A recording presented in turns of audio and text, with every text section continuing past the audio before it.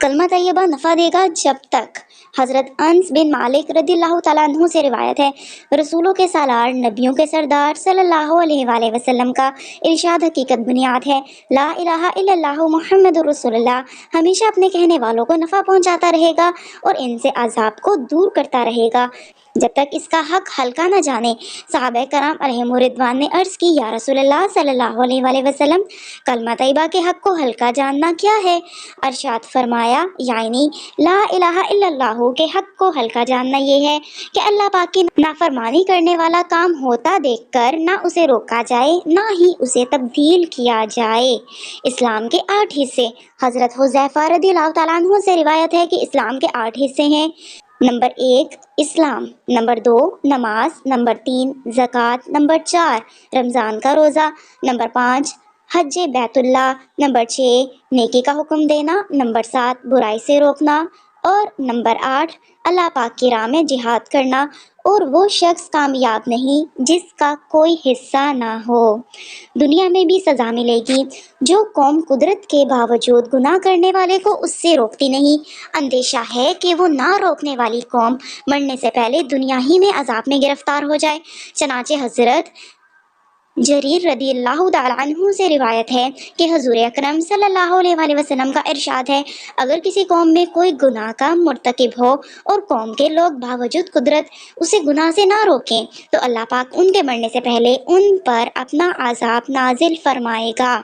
आखिरत में भी सज़ा मिलेगी। इस हदीस पाक के तहत मरातुल मनाजी में है, जिस कौम या जमात में कुछ लोग बुराई के मुर्तकिब हों और वो कौम उनको रोकने की ताकत रखने के बावजूद ना रोके, तो वो भी अजाब खुदाबंदी के मुस्तहिक होंगे और ये अजाब वो लोग मरने से पहले दुनिया ही में देख लेंगे।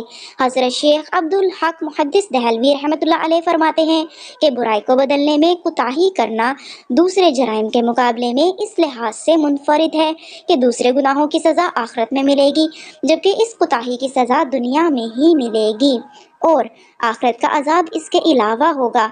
आपका दिल नहीं लरसता, आप पर खौफ खुदा नहीं तारी होता कि अल्लाह पाक तो बेनियाज है, उसे परवाह ही कब है कि लोग उसे सजदा करे ही करें। यकीनन अगर सारी की सारी मखलूक भी उसकी बारगाह में झुक जाए, तब भी उसकी ज़ात पर किसी का कोई एहसान नहीं। हमें उसकी बेनियाजी और खुफिया तदबीर से डरना और उसकी गिरफ्त से पनाह मांगनी चाहिए। आखिर दुनिया में कब तक गुलछुरे उड़ाएंगे?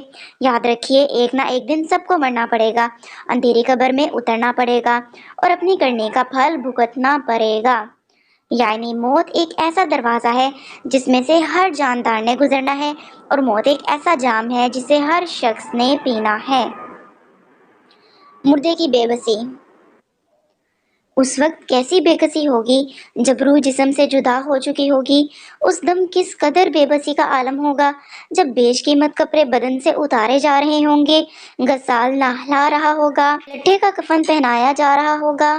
कैसी हसरत की घड़ी होगी जब जनाजा उठाया जा रहा होगा।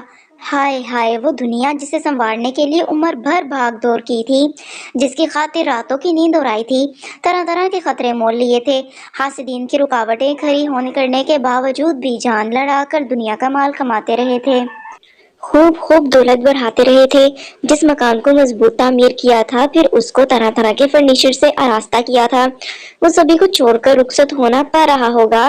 कीमती लिबास खूंटी पर टंगा रह जाएगा, कार हुई तो गैराज में खड़ी रह जाएगी, खेल कूद के आलात, ऐशो तरब के असबाब और हर तरह का मालो असबाब धरा का धरा रह जाएगा। उस वक्त मुर्दे की बेबसी इंतहा को पहुंचेगी जब उसकी रोशनियों से जगमगाती आरजी रोशनियों से मुस्कुराती दुनियाए नापायदार के फानी घर से निकालकर अंधेरी कब्र में मुंतकिल करने के लिए उसके नाज उठाने वाले उसको कंधों पर लाद कर सुए कब्रिस्तान चल पड़ेंगे।